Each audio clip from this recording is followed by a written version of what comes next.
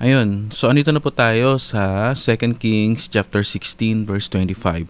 Magandang umaga po sa lahat, especially to those na gumigising ng maaga or nagkatrabaho paggabihan. Ito pong ating programa ay live po siya sa YouTube. Magiging live siya sa YouTube ng 12 in the morning para po if hindi kayo makatulog or gusto niyo pong makinig sa salita ng Diyos, ito po yung magandang way po, no?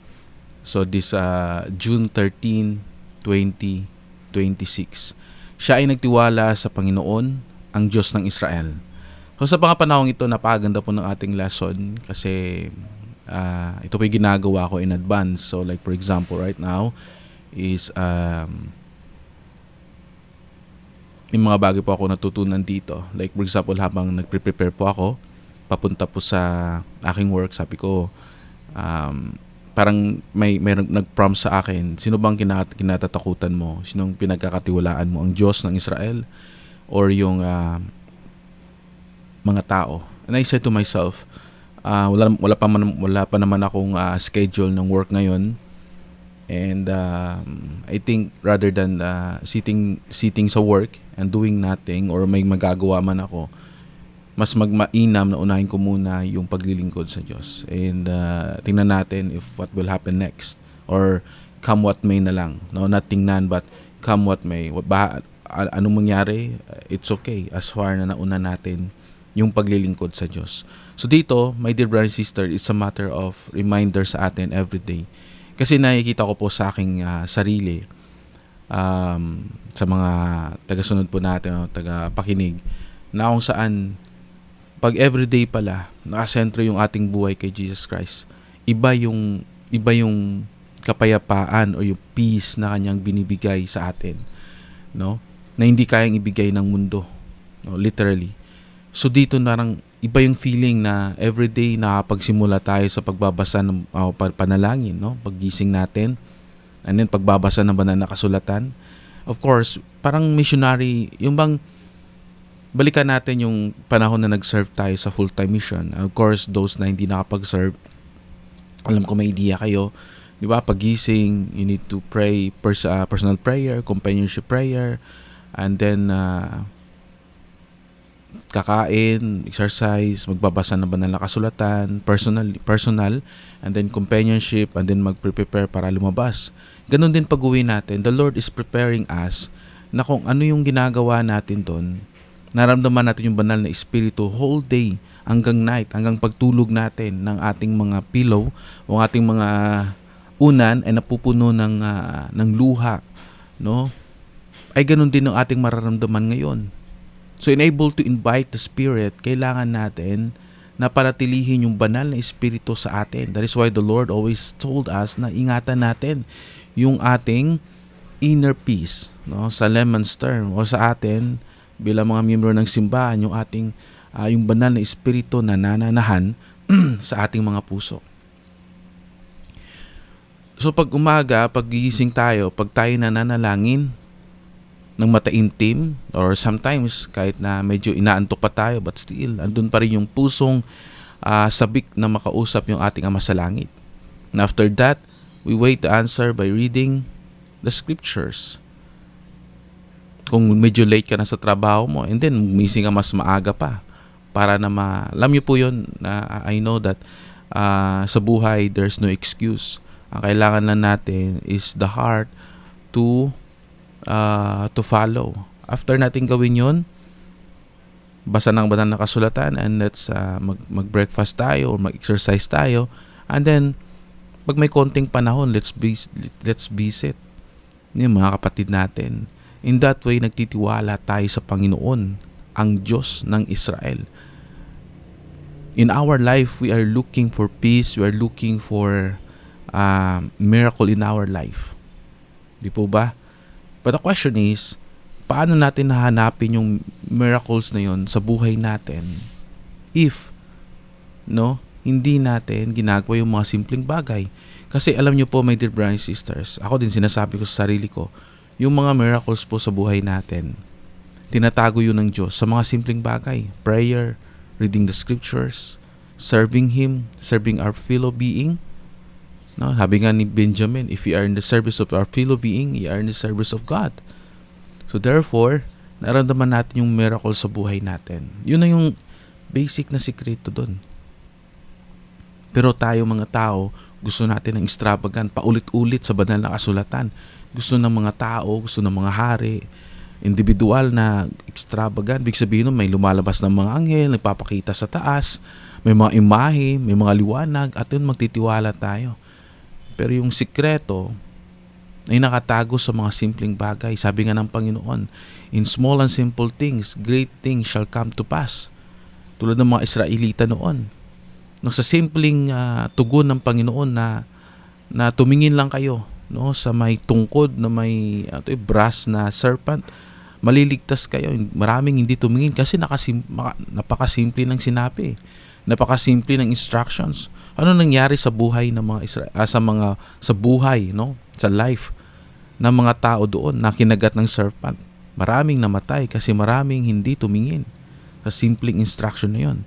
Ganun din sa panahon ni Jesus Christ, sa panahon natin. No, look unto me, come, follow me.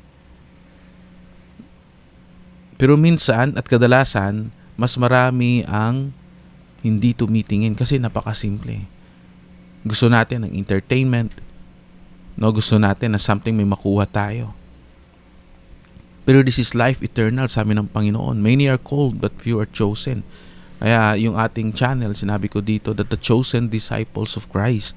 Kasi dito, maraming tinatawag, maraming nakakakita, pero they don't want to listen. Bakit po? They don't want na ma-recognize nila yung kasalanan nila.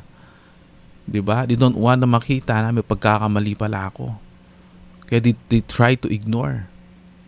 They want to live in a fantasy. Magsinabi natin fantasy, yung mga bulaklaking mga pagkakataon. But this is life eternal, sabi ng Panginoon. Na yung katotohanan ay magsiset sa atin ng free at tutulong sa atin para umunlad. So dito pinapakita natin sa pangbungad pa lang na binabahagi kong personal na karanasan ko at yung mga nangyayari sa banal na kasulatan na ang pagtitiwala sa Panginoon ay paggawa ng kanyang kautusan. No, paggawa ng kanyang ninanais, hindi yung ninanais natin. Sabi nga ng Panginoong Jesucristo, thy will be done, not mine, no? Pero yung kalooban ng Ama ang nasusunod. Sa buhay natin, ganun din sana. Nagtatrabaho tayo para saan? Tayo nabubuhay para saan? Na walang sino man ang nabubuhay para sa sarili lamang. Lahat tayo may ginagampanan na papel sa bawat isa. Enable na matulungan natin yung kapwa natin, kailangan na palakasin din natin yung ating spirituality. I-imagine nyo po ngayon yung pagsasalita ko with the gift and power of God, no, na binibigay sa aking pag-iisip, sa aking knowledge, na ibabahagi ko po sa inyo. Bakit po? Pabalikan po natin yung basic, yung pagpili. Kaya napaka-grabing respeto ko sa pagpili or sa atin bilang miyembro. Ang tawag natin is agency of freedom to choose. So layman's term, tinatawag yan na free will or pagpili. O literally, in a word, na choice, pagpili. So pinili ko po na andito po ako ngayon, nakaupo, no, nakaharap po sa aking computer, nakaharap po sa aking lesson plan at nagbabahagi po sa inyo ng mensahe. Nagpapasalamat po ako sa ating masalangit dahil binigyan po ako ng opportunity na maging isang guro. In that way, mapa-enhance pa po yung aking kakayahan na magturo. Kaya ang ating Savior, isa siyang guro. Kaya yung sabi nga, yung pagiging teacher is a noble profession. Kasi yung ating mismong master, Jesus Christ Himself, is a teacher. No, tinatawag siyang guro. At hindi lang siya basta-basta guro, isa siyang leader na ginagampanan niya yung halimbawa, naging halimbawa siya para sa atin.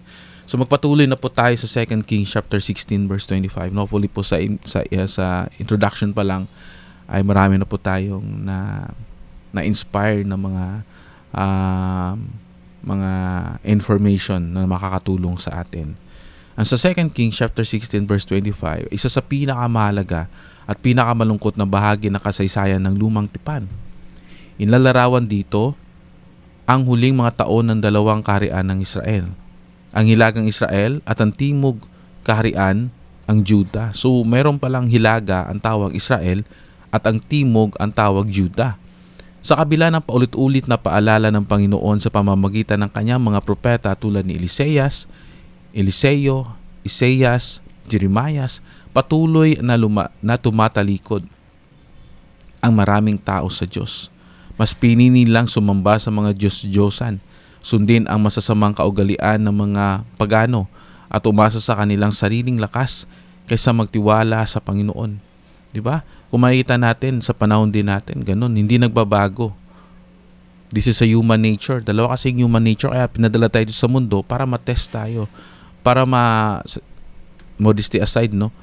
Tinabi ng Panginoon na para ma-separate niya yung mga puting tupa sa maiitim na tupa. Until now, ginagawa pa rin ng Diyos na i-reach out tayo. Pamamagitan ng mga full-time missionaries, lahat ng mga Kristiyano, hindi lang mga Latter-day Saints, lahat ng mga Kristiyano, ginagawa nila yung mga individual na mga papel. Imagine natin yung lipunan natin if talagang strong Christian sa iba't ibang mga sekta. No, strong talaga. Mabubuting tao. Kasi maraming mabubuting tao eh. Mga Buddhist, mga Hinduism, yung mga paniniwala. Maraming mabubuting tao. No, kasi hindi lahat ng Kristiyano mabubuti, as we can see. Muslims, kung lahat siguro is talagang true to their covenant in their perspective ng mga area, yung namumuno sa atin ngayon sa Pilipinas at ganun din sa ating komunidad, magiging maganda. But huwag tayong malumbay, mga kapatid, kasi part lang ng plano ng Diyos. Kasi there's always an opposition in all things para umunlad tayo. Tulad ko po, no, yung basic na karanasan ko. Sabi ko, pag magkaroon ng aircon sa loob ng aking room na ito, na yung kwarto ng anak ko, dito din ako nang gumagawa ng ating lesson. Sabi ko, magiging maganda yung lesson, magiging marami akong gagawin. And then tinupad ng Diyos ng kanyang pangako. No, with the help of my wife, nangutang kami ng aircon. No? Ano ba yung tamang term dun? So, split type pa. Nang aking inuon yung aircon, gumawa na ako ng Camfa Lumi. Ay nako, nakakatulog. Parang gusto kong matulog. 'Di ba? So yung init pala, na yung napapawis ako, yun yung way para magising ako. Para magising ako, dahil napapawis ako eh. At nakakagawa ako ng lesson tulad nito. So nakita po natin, my dear brothers and sisters, na opposition in all things, yung mga opposition na yun, siya yung tumutulong sa atin para maging matibay tayo, naging bukas yung ating isip.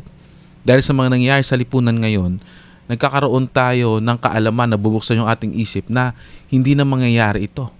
So, alam na natin yung maging solusyon, alam na natin yung gagawin na kabutihan.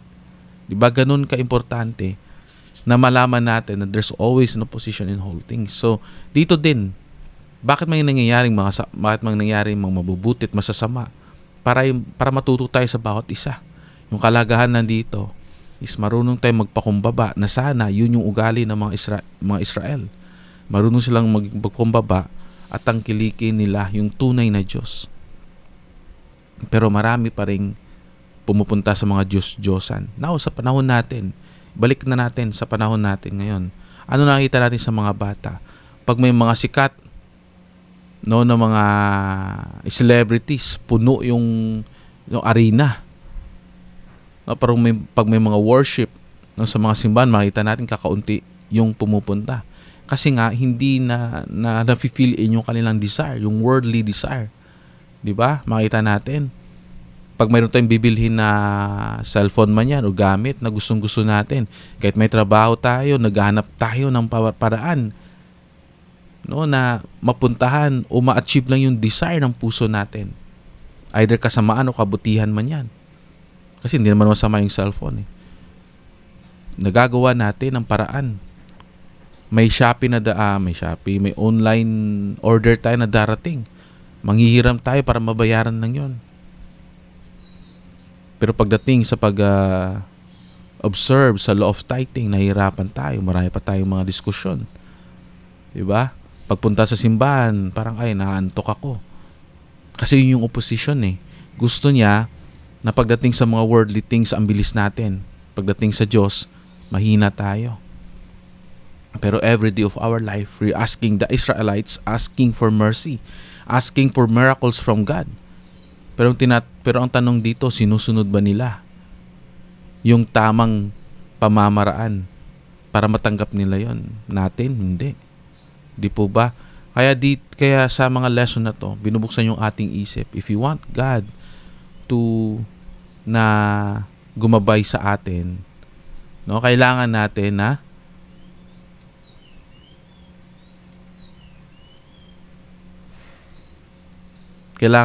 na maging vigilant, no? Especially sa desire ng puso natin. Okay, no? So yun yung nangyari, no, sa mga Israelites. Even though nagpadala na yung Diyos ng mga propeta tulad ni Eliseo, Elias, Isaias, Jeremiah, di ba pa, patuloy pa rin ang mga tao sa pagsamba sa mga Diyos-Diyosan. Parang andito na yung tunay na Diyos. Minamahal niya tayo, binibigyan niya tayo ng grasya araw-araw, nabubuhay tayo sa kanyang pagmamahal. Pero yung tamas, pinipili pa rin yung makamundong bagay. Kasi yung Diyos-Diyosan, hindi lang po yung imahe. May mga sungay. Kasi takot tayo dun eh. Sungay, imahe, pangit, nakakatakot. Sino bang sasamba dun? Di ba? Hindi ideal pag ganun eh. Pero pag napakaganda ng isang gamit, isang tao, isang kasalanan, doon tayo nahuhulog. Aminin man natin kaysa sa hindi. Kaya tandaan natin na we need to be vigilant sa ating naiisip, sa ating mga ginagawa. Noong humigit kumulang 722 BC, sinalakay ng Imperyong Assyria ang hilagang kaharian ng Israel. Dahil sa patuloy na pagsuway ng mga tao, pinahintulutan ng Panginoon. Mamaginin natin yung salita, no? Keyword dito, pinahintulutan ng Panginoon na sila ay masakop at madala bilang bihag. 10 tribo ng Israel nagkalat sa ibang lupain, na kilala ngayon bilang the Lost 10 Tribes. Ito ay katuparan ng mga babala ng Diyos na kung hindi sila magsisisi, mawawala sa kanila ang kanilang lupang pangako, na ating mababasa sa 2 Kings chapter 17 verse 6 to 23. Kaya siguro ito yung nangyayari ngayon na war sa Israel dahil gusto nilang ibalik yung kanilang lupa. Now, dito natin makikita, my dear brothers and sisters, na dahil sa naginawa nila, nasakop sila ng Assyria. At dahil sa pagsakop sa kanila ng Assyria, ay nagkalat yung 10 tribes of Israel sa hilagang bahagi. No? So samantala sa timog kaharian ng Juda ay nanatiling umiiral ng mas matagal. Bagamat marami ring masamang hari, nagkaroon ng 2 dakilang hari na naging liwanag sa gitna ng kadiliman. Sino sila? Si Hezekiah at Ikias at Joshua. No?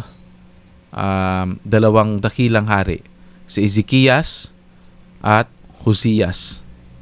Si Hezekiah ay nagtiwala na buong puso sa Panginoon sa panahon ng napakalaking banta ng Assyria. Nilinis niya ang templo, winasak ang mga Diyos-Diyosan at ibinalik ang tunay na pagsamba sa Diyos. Nang lusubin ni Haring Sennacherib ang Jerusalem, hindi siya umasa sa lakas ng hukbo kundi nalangin sa Panginoon. Bilang tugon, nagpadala ang Diyos ng kanyang anghel upang lipulin ang hukbo ng Assyria at iligtas ang Jerusalem, na ating makikita sa 2 Kings chapter 19 verse 35. So dito, no, himay-himayin natin dito yung nangyari. Ang Diyos ay nagpadala ng mga anghel upang lipulin ang hukbo ng Assyria. Bakit? Kasi nakita ng Panginoon yung desire ng puso ng mga tao na nagsisi at bumalik loob sa Kanya. So, hindi naman natin kaya yung buong bansa. Hindi naman natin kaya yung buong komunidad o isang baryo, barangay. Pero kaya natin sa ating pamilya. If you want God to live in our home, we need to invite Him. Ako dito may mga pagkakamali din ako sa bahay kasi nagagalit ako.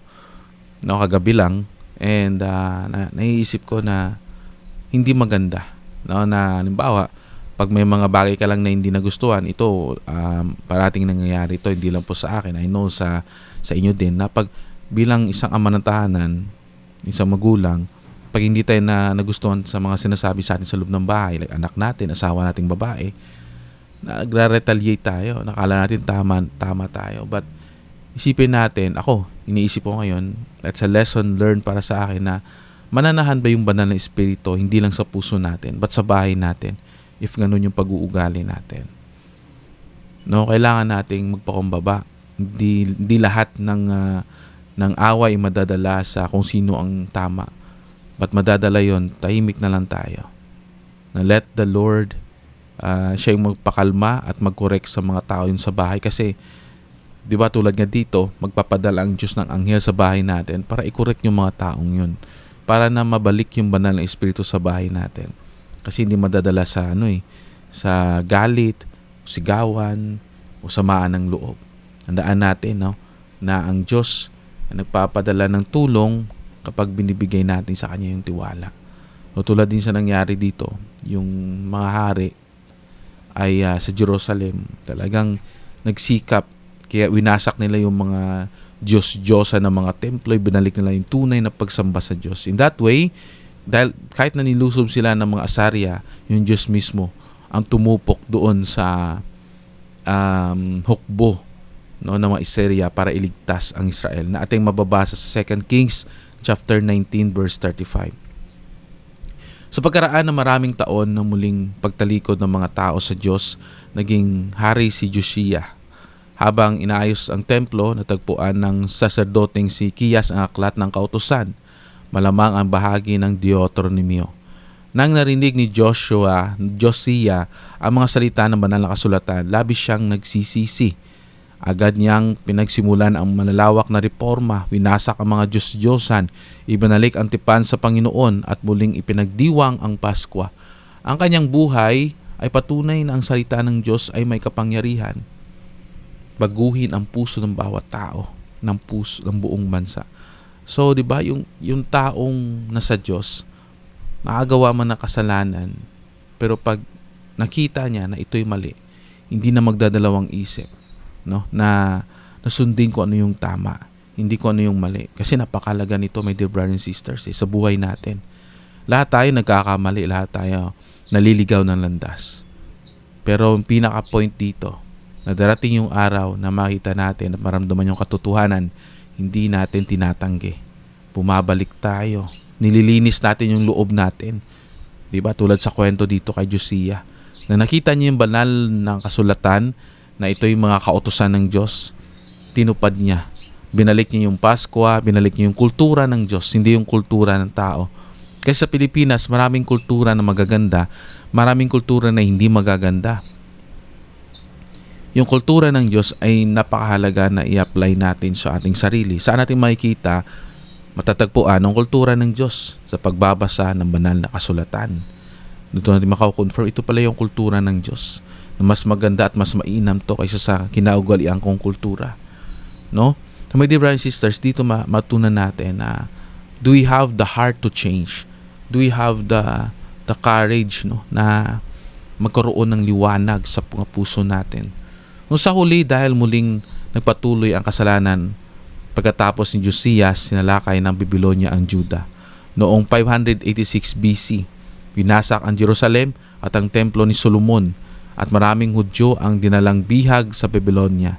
Ang trahedyang ito ay bunga ng matagal na pagtanggi ng mga tao na makinig sa Panginoon. So, tandaan natin, pag hindi tayo magsisisi sa ating mga kasalanan, bawat individual, pamilya at lalakihan sa barangay, sa komunidad, hanggang sa buong bansa, darating yung panahon na magpapadala ang Diyos ng salot, sakuna, no, even pagsakop. Kasi ito yung parating paulit-ulit na lang no? Kaya napakahalaga po na this time, sabi nga nila, magsisi tayo at bumalik sa Diyos. Kasi hindi lang yun a matter of salita lang, but it changes everything. Sa pagsisisi, nagsisikap tayo. May ginagawa tayo kasi. Kasi faith without work is dead. O nagsisi nga tayo, pero nakaupo lang tayo. Hindi tutubo yung mga pagkain sa palibot natin. Either it's God's permit, kung kalooban talaga ng Diyos yon. May gagawin tayo. Sa pagsisisi, naging masipag tayo. Nakikita natin, marami pala tayong gagawin sa buhay na nakaligtaan na natin, nakalimutan na natin gawin. Diba? So nakikita natin yung mga pagkukulang at pinupunan natin yon. No, huwag tayong matulad, no, kasi paulit-ulit na lang din sa ating mga panahon. Bagamat puno ng kalungkutan ang mga kabanatang ito, nagbigay rin ito ng pag-asa. Ipinapakita nito na kahit gaano kalayo ang isang tao o bansa sa Diyos, may pag-asa pa ring makabalik sa Kanya sa pamamagitan ng pananampalataya, pagsisisi at pagtitiwala. Ito ang binigay ng Diyos sa atin na regalo.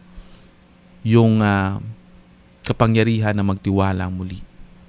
Manampalataya muli sa Kanya, bumalik sa Kanya, sa ating Ama sa Langit, pamamagitan ng pagsisisi at pagtitiwala. Kasi sa pagsisisi, marami tayong mga challenges na makakaharap dyan. Kasi hindi lang yung pagsisisi sa ating sarili. No, hindi madali yung if andun ka sa sitwasyon ng addiction, no, sa aking pag-aaral, hindi madali yun. Pero kailangan mo ng pagtitiwala, ng pananampalataya. Andun na yung persecution, sasabihin ng ibang tao na nagsisisi yan dahil sa mga kasalanang ginawa, buti nga sa kanya. Persecution ng ibang tao, di ba? So nakaramdam ka na yung iba bumabalik sa kasalanan kasi hindi nila tanggap. Hindi pa lubos yung papakumbaba nila. Kasama po yun. Yung pagtutuligsa ng ibang tao. Dapat lang kasi nagkasala tayo eh. Other people gonna judge us. Other people gonna curse us. Sumpain nila tayo. Ibang tao, husgahan nila tayo. But that's not the point. Yung punto dito, nagsisisi tayo. It's us and God. If tunay tayo nagsisisi, no matter what, no, tatayo tayo at magre-reform, magbabago ng ating kaugalian. Later on, magigain din natin yung respect nila. Magigain natin yung blessing nila ng ibang tao at magigain din natin yung pagtitiwala ng ibang tao sa atin. If nakita ng Diyos na tunay yung pagsisisi natin. So dito po ang balikan natin, imay-imay natin yung aral, no? Ang pagtitiwala sa Panginoon ay tunay na pinagmumula ng lakas. Tulad ni Hezekiah ay humarap sa isa sa pinakamalaking hukbo sa mundo. Sa pananaw ng tao, wala silang pag-asang manalo. Ngunit hindi siya nagtiwala sa sandata o sa laki ng kanyang hukbo. Sa alip, lumuhod siya at nananalangin sa Panginoon. Dahil sa kanyang pananampalataya, gumawa ang Diyos ng himala at iniligtas ang Jerusalem. No? So dito gumawa ang Diyos ng himala at iniligtas ang Jerusalem. Pamamagitan ng paggawa ng kabutihan ni Hezekiah at sa kanyang pananampalataya. So sa ating panahon, mayroon ding tayong mga iserya o asarya, no, sa buhay natin. Mga problema sa pamilya, kalusugan, pananalapi at pag-aaral, pagtatrabaho at espiritual na buhay. Maraming pakiramdam natin ay napakalaki ng mga ito. Ngunit ang kwento ni Hezekiah ay nagpapaalala na walang problemang mas malaki kaysa sa kapangyarihan ng Diyos. Handaan po natin yan, no? Na, my dear brothers and sisters, mas malaki po yung kapangyarihan ng Diyos kaysa sa kapangyarihan ng tao. Diba? So, ganito rin sa ating panahon, no, na ang maliit na maling desisyon na paulit-ulit nating ginagawa ay maaring unti-unting magpapalayo sa atin kay Kristo. Kaya mahalagang maging tapat sa maliliit na bagay araw-araw. Paano ba tayo maging tapat sa maliliit na bagay araw-araw? Kasi yung mga temptasyon, hindi nakikita yan sa malaki. Kasi pag malaki yan, alam natin, ayokong gawin yan kasi alam ko yung consequence. Pero yung mga maliliit na bagay, doon tayo nahuhulog. Yung mga simpleng nagagawa natin, yung mga joke natin, na minsan hindi na maganda yung mga joke, minsan double meaning na mga joke. No, joke lang yun kasi gusto nating maging masaya pero doon pala pinapasok yung mga maling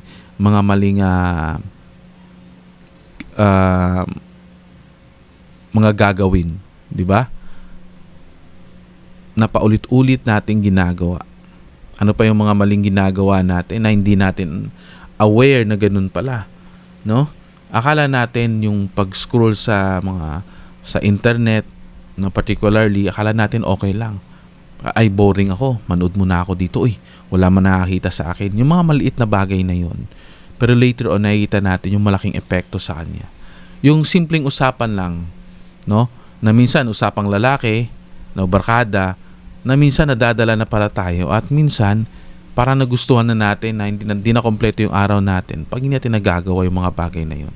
So sa mga maliit na bagay doon na mga pagsunod, may malaking blessing din na dumarating. Maliit na bagay na pagsuway, paggawa ng mga kasalanan, later on makita natin yung epekto nito malaki.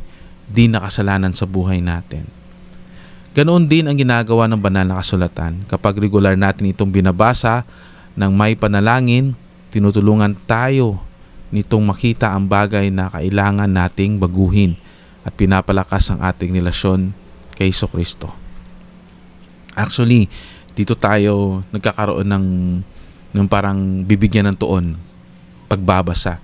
Minsan nagbabasa tayo dahil compliance. Ano ba yung sabihin ng compliance? Yung parang napilitan lang tayo. Gusto ko magbasa kasi napilitan lang ako eh. Kasi kailangan.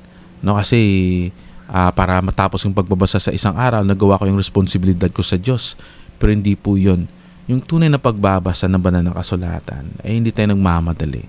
Yung nakaupo lang tayong ganyan. Yung parang we just spending time, nagpapalipas oras, ika nga. Nakaupo tayo doon, hinawakan natin yung banal na kasulatan, yung parang dinadamdam natin. Yung parang pagpagod na tayo, naantok, okay lang, relax. O gusto natin magnap. Tapos bukas na naman, tapos magbabasa na naman tayo ng banal na kasulatan. Yung parang hinihimay-himay natin. Yung parang binivisualize natin yung bawat binabasa natin. Kasi yung literal na pagbasa, nagbabasa tayo. After nun, tatanungin natin yung sarili natin. O ano ba na natutunan ko sa pagbabasa? At sasabihin natin, ay, bahala na. At least nagawa ko yung responsibilidad ko. Naging compliance po siya. So, enable na maramdaman natin yung tunay ng pagpapala. Kasi ito, guilty din po ako eh. Every morning, gigising ako ng mga 6 or 6:15, nagbabasa ako niyan. Parang yung basa ng scan lang, nababasa na ako, sinascan ko lang, no? Pero after nun, hindi ko ramdam. Kaya sabi ko sa sarili ko, napakaganda, wag ko nang intayin na mag-retired ako na malaki yung time ko kasi dito pa nga na hindi ako retired, hindi ko nagagawa, no? Parati ako nare-remind na ganyan. Kung hindi mo nagagawa ngayon, hindi mo magagawa yan noon kasi yung desire ng puso mo. Diba? Kaya mahalaga sa ating lahat na yung pagbabasa ay dinadamdam natin. Yung parang hinihimay-himay natin, binivisualize natin. Diba? At doon natin makikita na may mga doktrina or mga misteryo pala na nakapaloob sa bawat sentence, no, ng ating binabasa, sa bawat verse ng ating binabasa. So ang tunay na reforma ay nagsisimula sa sariling puso. Sa ating buhay, hindi natin nababago ang buong mundo. Ngunit maaari nating baguhin ang ating sarili, ang ating tahanan, at ang ating impluwensya sa iba. It will radiate kasi. If you don't want other people na maano nila tayo, sila yung magdikta sa atin, dapat magsisimula yun sa atin yung pagiging free will, yung freedom natin na gagawin ko yung tama at hindi ako magpapadikta sa mga kasalanan, pero hayaan ko yung Diyos na siya yung gumabay sa akin. Kasi hindi naman natin makayang baguhin yung buong mundo eh. Pero kaya nating baguhin magsisimula sa ating puso. At dahil sa atin, makita ng ibang tao, parang may kakaiba kay brother o kay sister. Nang parang nai-impress sila sa personalidad natin. Gusto ko pong i-share sa inyo yung karanasan ko. One time, habang nag-iintay kami ng interview, no, may akong nakausap na teacher. Pero hindi kami close nito. Hi, hello lang. Ang sabi niya sa akin, nakita ko sa'yo, brother, na isa kang Latter-day Saints. At sabi niya, nakapunta na ako sa templo sa opening. Ano ba yung tawag doon? Yung opening house sa Bacolod Philippines Temple. At sabi niya, kinakalibutan ako. Nang pagpasok ko doon, naramdaman ko yung banal na espiritu. At hindi siya membro. Kasi daw, tinor siya ng isang member doon. And after nun, no, ang sabi niya sa akin na yung respeto niya daw sa akin napakalakas. The way he look at me, she look at me, no? Yung respeto, the way ako magsalita, at sabi niya, 'di ba, elder ka sa simbahan. Doon ako parang merong malamig na ano sa aking pagkatao. At nagbago yung mga pananaw ko sa buhay pa. Yung sinasabi ko na kaya nagpagupit ako, 'di ba? Parang inayos ko, parang gumawa ang Diyos ng milagro sa buhay ko sa pamamagitan ng ibang tao. Hindi niya ako pinilit. Hindi niya ako sinabi nung kinorek. Pero dahil sa kanya, na-inspired ako dun. Makita natin, pamamagitan natin, nagkakaroon ng impluensya sa ibang, and vice versa, hindi siya membro. Nagkakaroon ng impluensya tayo sa ibang tao na hindi natin lubos inaakala na may nagbago ang buhay dahil sa pamamagitan natin. Ganun kahalaga yung kapangyarihan ng Diyos sa buhay natin, my dear brothers and sisters. Napakabilis ng oras. No? Magulat na lang tayo. Pero makita natin, we can influence yung komunidad sa pamamagitan natin. Kaya parang na-inspired ako dito, para na-move ako dito na maging influencer ka sa mga gandang bagay. Kaya sabi ko nga, yung ginagawa naming vlog, sabi ko, God, andun na kami sa phase 1, sa phase 2 na gawin namin na makaka-influence kami sa iba in good things. No? Nag-uusap kami ng aking kaibigang member din. Sabi ko sa kanya, yung kasama ko sa vlog, sabi ko sa kanya, let's make it change. No, dahan-dahan, change natin. Ang kagandahan dito, gusto ko pong i-share sa inyo, hindi yung sa pagsisimula. Kahit sa pagsisimula, natitisod tayo, nadadapa tayo. Yung sinasabi ko na halimbawa dito is, tatakbo tayo ng 1,000 meters, no, sa isang oval. Sabang papatakbo pa, nagsisimula pa lang, yung parang nahihirapan, yung maraming mga challenges, pero habang tumatagal, nagpapatuloy tayo. Kahit naglalakad lang tayo, nagpapatuloy tayo hanggang makarating tayo sa finish line. Hindi yung sa pagsisimula, kundi yung end result na ginagawa natin. 'Di ba? Kasi pangit yung sa una, obedience tayo, grabing lakas. Pagdating sa middle, parang nag-iiba na. Pagdating sa katapusan, uminto na, hindi na nagpatuloy. So, ganoon din sa buhay natin. It's not matter kung paano ka nagsimula. What matter is paano ka nagpatuloy sa buhay natin o sa buhay mo. Ang Diyos ay mahabagin ngunit makatarungan. Pinapakita nito na ang Diyos ay mapagmahal at matiisin. Ngunit ginagalang din niya ang ating kalayaang pumili. Ang ating mga pagpili ngayon ay may epekto sa ating kinabukasan.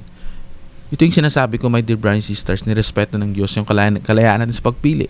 Kasi pag gumawa tayo ng mali ngayon, nakaupo ako dito, pag bubukas ako ng website na hindi maganda, walang papakita sa akin unless yun yung kagustuhan ng Diyos na magpakita siya at correct ako. Pero most of the times, pag may ginawa kang mali, nirespeto ng Diyos yun.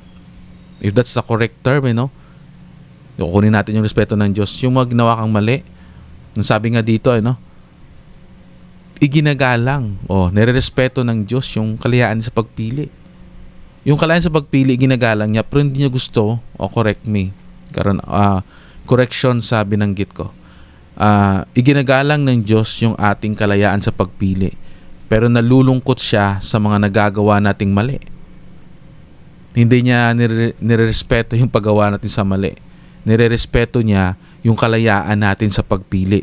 Pero yung paggawa natin sa mali ay kinalulungkot niya kasi ayaw niyang gagawa tayo ng mali. Di ba? Kasi doon siya gumagalang sa kalayaan sa pagpili. So pag may ginagawa tayong mali o hindi maganda, walang pumipigil sa atin. Kasi choice natin yun But the consequence ng ginagawa natin, yun yung hindi natin pwedeng tanggihan. Sabi nga nila, pag nagtanim ka ng mangga, hindi naman pwedeng mamungay ng santol unless may ginawa tayo dun sa mangga na modification. No, pero mayroon na bang parang masabi nating naging ganon sa science na mangga paglaki namunga ng santol? No, posible, kasi ngayon sa science ngayon marami ng posible. For the point is, lahat na namumunga pag manggay tinalim mo, mangga din yung aanihin mo sa natural na way. 'Di ba? So, ibig sabihin nun, pag gumawa tayo ng tama din yung magiging result. At pag gumawa tayo ng mali, ay mali din yung magiging result nun. So, ang tanong dito, ano yung mas unahin natin? Ano yung mas naunahin natin? Ano yung mas mahalaga sa atin? Yung paggawa ng tama at mali. Of course, in this life, it's not easy. Kasi marami tayong mga bumps. Marami tayong mga mga challenges na kung saan na nalilito tayo, nadadala tayo, Dahil sa mga, kung sa istorya pa ng gamu-gamo at yung apoy, kasi yung parang story ni Jose Rizal, yung parang ano ba yun? Yung mitya na merong apoy, tapos yung gamu-gamo na sabi ng nanay, huwag kang lumapit kasi masusunog ka. Pat dahil yung gamu-gamo nagustuhan niya yung yung liwanag ng apoy hanggang nasunog siya. Maganda yung ino-offer ng mga kasalanan kasi wala namang kasalanan hindi maganda eh. Di ba parang inaakit tayo ng desire ng ating kasalanan. Tandaan natin na there's always a way back, no, para sa ating safety kasi para hindi tayo masunog. No, sa kasalukuyang panahon, napakarami mga Diyos-Diyosan na maaring umagaw sa ating puso. Hindi man ito ribulto, maaring itong maging labis na pagmamahal sa pera, no? Labis na pagmamahal sa pera, kasikatan, social media, trabaho, anumang bagay na inuuna natin kaysa sa Diyos. Ang halimbawa ni na Hezekiah at Hosea ay nagtuturo na hindi pa huli ang lahat. Kung mapapansin nating lumalayo na tayo sa Panginoon, maaari tayong magsimulang muli. Napakaganda ng salitang magsimulang muli. Sa pamamagitan ng panalangin, pagbabasa ng banal na kasulatan, pagsisisi at pagsunod sa kanyang mga utos. Tulad ng dalawang haring ito, ang isang taong tunay na nagtitiwala sa Panginoon ay maaaring maging liwanag sa gitna ng isang mundong puno ng kadiliman. No? So my dear brothers and sisters, I know na mahal tayo ng Diyos.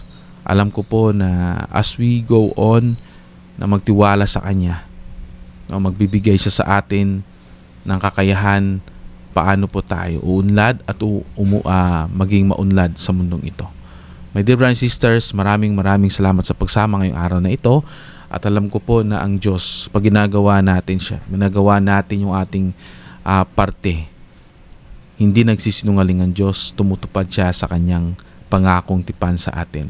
Tayo, no, kadalasan bilang mga tao, nangangako tayo na hindi natin natutupad.